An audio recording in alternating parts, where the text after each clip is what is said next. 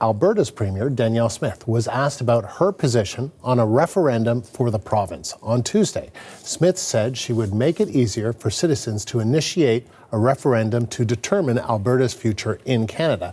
The CBC's Tricia Kindleman was watching. So Tricia, what did we learn? Well, so today was talking about some energy plans that were put forth by the feds and sort of how the province of Alberta is not really willing to do what they're looking for on the timeline that they're looking for. But now this is also coming up just as, like you said, Andrew, this a bill was put forward on referendums and potentially what that could look like in Alberta. So now they did lower some of the thresholds, or they put a bill forward that would allow them potentially to lower those thresholds. That would make it easier for what Danielle Smith is calling direct democracy for citizens. She said they've had referendums before on things in that province, like VLTs in communities and that sort of thing. So she was sort of downplaying the separatism aspect of it as she was being asked about this. But she was asked by reporters also, Andrew, at the same time about the fact that there were people outside of the Alberta legislature today with signs and things calling for potentially Alberta sovereignty, for a referendum on that. So the sentiment in Alberta is growing. It's not necessarily a new sentiment in that province, but it does seem to be gaining some momentum at this point. And these adjustments to the rules could potentially make it easier for that discussion to come up again in a more formal way. Here's a bit more from Premier Smith. When the federal government violates the Constitution, goes out of their way to interfere with our exclusive jurisdiction, we are going to meet them with every step that we can in order to preserve our ability to manage our own affairs. And in today's announcement, particularly for electricity, we are simply not going to allow the federal government, based on ideology, to violate the Constitution and put our people at risk.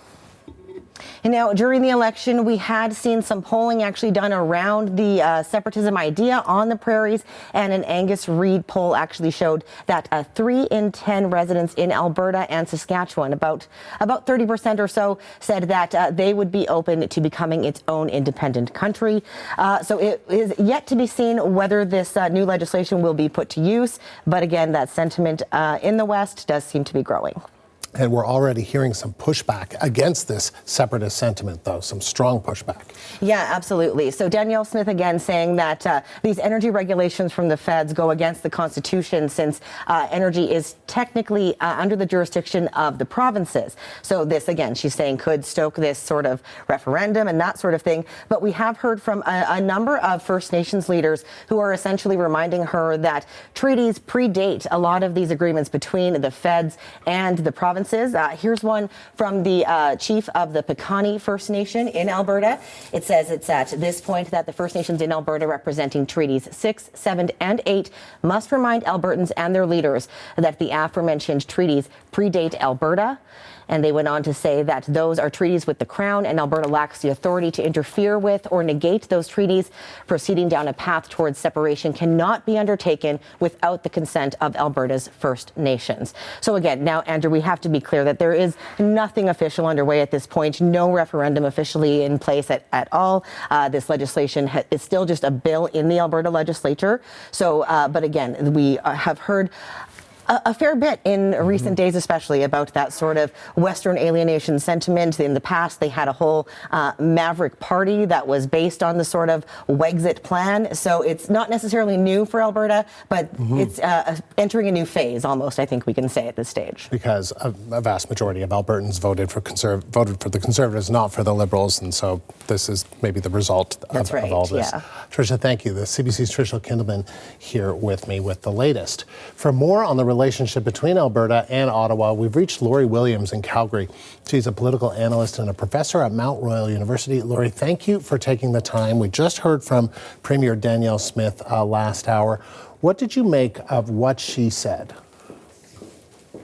Well, she's trying to sort of have things both ways. On the one hand, she wants to take a strong stance against Ottawa, and that's, a time-honored political tactic, particularly to detract from what's going on within Alberta that isn't going well for her.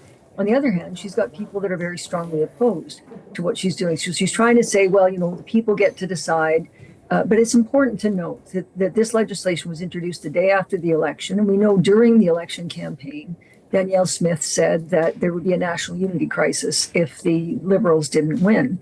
I don't know of any other province, even Quebec, that said if we don't get the party we want in Ottawa, we're leaving. So that's fairly problematic. Now she's in a position where she's trying to placate people who want to stay in Canada very strongly. Another First Nations leader, Sturgeon Lake Cree Chief Sheldon Sunshine, has basically said she's manufacturing a national unity crisis by enabling a referendum on separation. He's using very strong language in his letter to the Premier. And now we've heard from the President of the United Conservative Party saying that this is the first step. This is what they wanted. So what we've got is a small group of people that are very well organized and putting pressure on the government in this direction of more independence or separation, and others that are pushing very strongly in another direction. She may have opened a bit of a Pandora's box here. I think it's important to bear in mind that polling that says about 30% of Albertans are open to some kind of independence, that's about the same percentage of people who voted for Liberals in this election. So we're seeing a lot of divisions here, and now it's, I think, going to become not just more difficult to manage within Alberta. Alberta's ambitions within Canada hinge on working with other provinces as well as the federal government. And these kinds of approaches, I think, are going to alienate and diminish support for things like pipelines rather than improving them.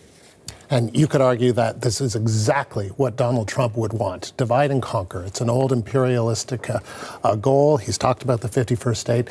This could play into his hands. I'm wondering what you make of her positioning around how she feels about Alberta's relationship with Canada when she says she believes in Alberta's sovereignty within a united Canada. I certainly remember growing up in Quebec, there was an old saying, kind of started as a joke, but it was an old saying that Quebecers, what they really wanted was an independent Quebec within a strong and united Canada, which seems kind of paradoxical. Do you think she's parroting that kind of sentiment? And does that make sense to a lot of Albertans? Well, I think it reflects what she's trying to do. She's trying to placate people who very strongly feel that they are Canadians, don't even think of themselves as Albertans separately, some who think of themselves as Albertan Canadians. And of course, there are those who are very angry and think we'd be better off on our own. So what she's trying to do is placate all of the people who have these very different points of view.